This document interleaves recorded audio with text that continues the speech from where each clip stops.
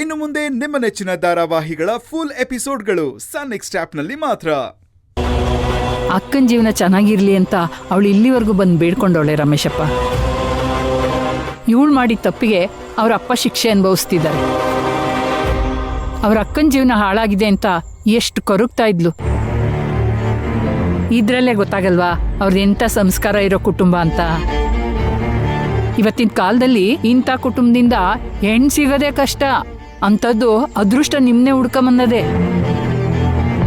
ನಿಮ್ಮ ಅಪ್ಪ ಅಮ್ಮನ ಒಪ್ಸಿ ಆ ಹುಡುಗಿ ಕೈ ಹಿಡಿ, ಎಲ್ಲ ಒಳ್ಳೇದಾಗುತ್ತೆ.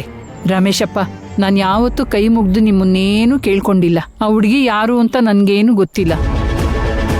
ಅವಳು ಮಾತು ಕೇಳ್ತಾ ಇದ್ರೆ ನನ್ನ ಹೊಟ್ಟೆ ಕಿವುಚ್ತಾ ಇತ್ತು. ದಯವಿಟ್ಟು ದೊಡ್ಡ ಮನ್ಸು ಮಾಡಿ ಮದ್ವೆಗೆ ಒಪ್ಕೋಪ್ಪ. ನಾನು ಅಷ್ಟೇ ಹೇಳಕ್ಕಾಗೋದು. ನಾನು ಬರ್ತೀನಪ್ಪ.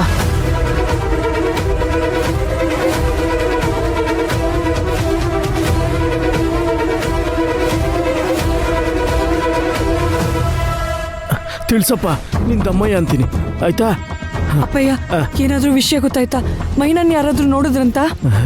ಇಲ್ಲ ಕಣವ, ನಾನು ಎಲ್ಲರಿಗೂ ಫೋನು ಮಾಡಿದೆ, ಹುಡ್ಕೊಂಬಂದೆ, ಎಲ್ಲೂ ಕಣ್ಗೆ ಕಾಣಿಸ್ತಿಲ್ಲ. ಏನ್ ಮಾಡ್ಬೇಕು ಅಂತ ಹೊಳಿತಾನೆ ಇಲ್ಲ ಕಣಲ್ಲ. ಅಪ್ಪಯ್ಯ, ಹಾಗಾದ್ರೆ ಪೊಲೀಸ್ ಸ್ಟೇಷನ್ಗೆ ಹೋಗಿ ಕಂಪ್ಲೇಂಟ್ ಕೊಟ್ಬಿಡೋಣ. ಅವ್ರಾದ್ರೂ ಹುಡ್ಕೊಡ್ತಾರೆ. ಅವ್ರೇನ್ ಹುಡ್ಕೊಡ್ತಾರೆ? ನಾವೆಲ್ಲ ಕಡೆ ಹುಡ್ಕಿಲ್ವಾ? ಅದೆಲ್ಲ ಪ್ರಯೋಜನಕ್ಕೆ ಬರಲ್ಲ. ಈ ಪಂಚಾಯತಿ ಗಿಂಚಾಯತಿ ಅಂತ ಇದೇ ಸಾಕಾಗೋಗಿದೆ. ಇದ್ರ ಮಧ್ಯೆ ಪೊಲೀಸ್ ಸ್ಟೇಷನ್ ಬೇರೆ ಹೋಗಿ ಕುತ್ಕೋಬೇಕಾ? ಅಂದ್ರೆ ಹಂಗಂದ್ರೆ ಈಗೇನ್ ಮಾಡೋದು ಅಂತ ಊರವರೆಲ್ಲ ಒಬ್ಬೊಬ್ರು ನನ್ನ ಮಾತಾಡ್ತಾರೆ.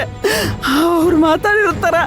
ಅವಳೇನಾದ್ರು ಯೋಚನೆ ಮಾಡಿದ್ರೆ, ಇಲ್ಲ ಅದಕ್ಕೂ ಮುಂಚೆ ನಾನು ಹೋಗಿ ಹುಡುಕ್ತೀನಿ ಅವಳನ್ನ. ನಾನು ಹೋಗಿ ಹುಡುಕ್ತೀನಿ. ಏ ಶಾಂತ,